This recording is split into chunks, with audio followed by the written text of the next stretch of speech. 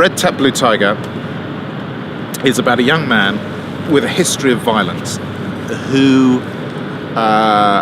finds out he is going to become a father.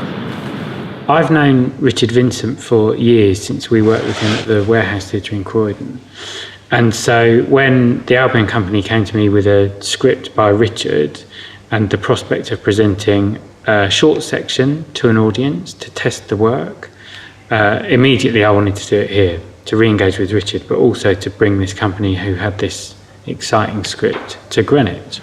I'd just written it, and there was a young man in the first year, a very tall, charismatic young man who gets things done. Into my office bounded a red-haired young man called Elliot. And I said, what can I do for you? And he said to me, have you got anything? Because we've got a slot at Greenwich for this student festival. So I said, yeah, have a look at this. Have a look at this. It's only however long it was, half an hour, 20-minute segment. What harm can it do? You know, give it a run around, kick about, you know, hear it, see what happens. And we went to Greenwich with it. They did a rehearsal of it, which was very nice. They did a reading of it, which was very impressive. And then suddenly a director got involved, a very impressive director, Deborah Page. When Elliot then asked me if I would be interested in directing, I think it was really, you know, just a scene from Richard's play. I said yes, I'd love to do that. And suddenly we were in Greenwich, and it got an amazing response. You can tell you can always tell if it's an amazing response because you listen in the toilet afterwards. I always go to the toilet after the show to listen in the cubicle to what's happening at the urinal, and everyone's going, I wonder what happens next, and that's always a good sign. What happens next? On that evening, Red Tap Blue Tiger, I have to say, went down incredibly well. It's always an interesting challenge when you put on a really varied night, and this wasn't just different types of theatre, this was music, stand-up, spoken word and theatre. So most of the sections of work you see are 5 or 10 minutes. When you put on an act of a play, you really do test the quality of the writing and the quality of the performance, because you've got an audience who have kind of settled into the experience of these little vignettes, and you're demanding all of a sudden maybe 30 minutes of attention.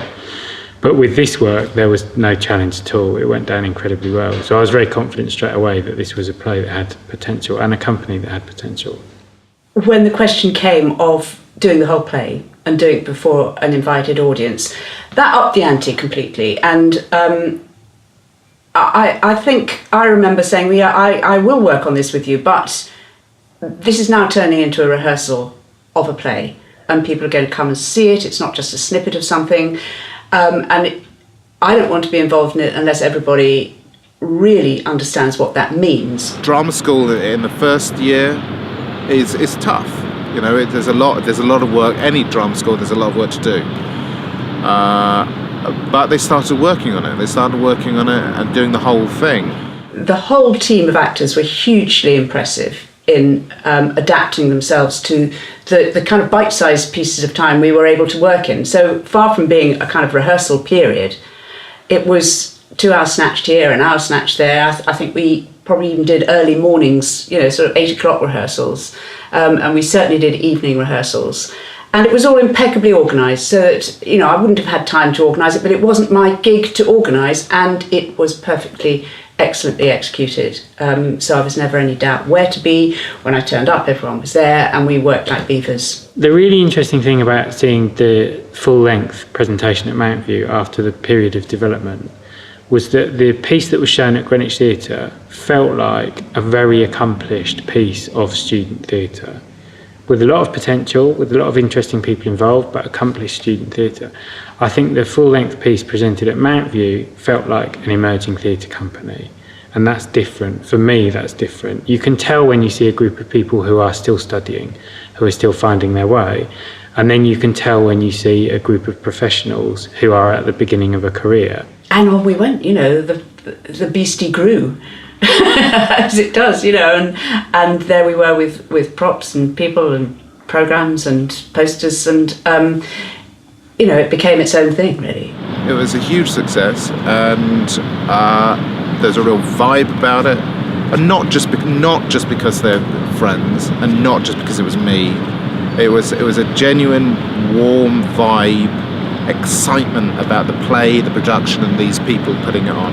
Red Tap Blue Tiger is an ideal script to be taken to Edinburgh, absolutely. Last year, Greenwich Theatre co-produced 9 shows in Edinburgh, so we feel like we kind of have a bit of a handle on the festival.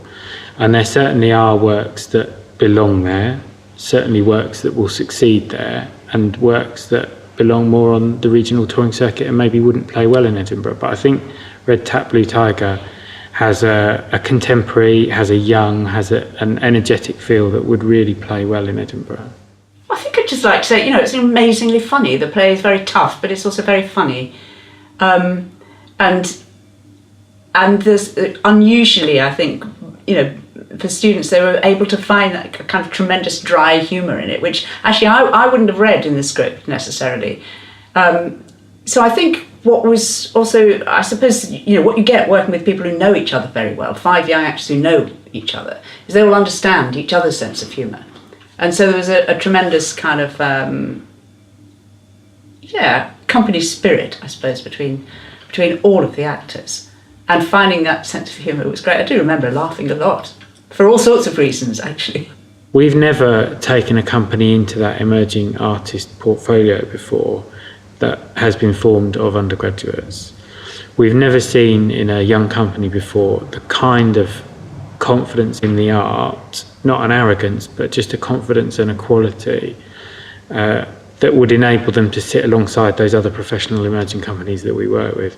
So I think there is something very exciting about this company, about the Albion company, having already achieved that moment of artistic confidence that we very, very rarely see outside of a 3-year-old professional company. Here we are with these extremely passionate, young, talented people who want to take something to Edinburgh, and it's my play, and it hasn't really been organic. It hasn't been an organic process. It's got a real history, from the beginning to this point. There is a real industrious, strong work ethic behind it, and it's great to see. It's wonderful. I wish I'd had it, because writers are notorious for sitting in a room in the dark, going like that, and going very pale and fat, which is what's happening. But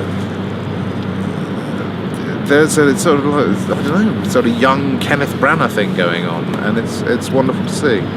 It's wonderful to see, and I think people should get behind it.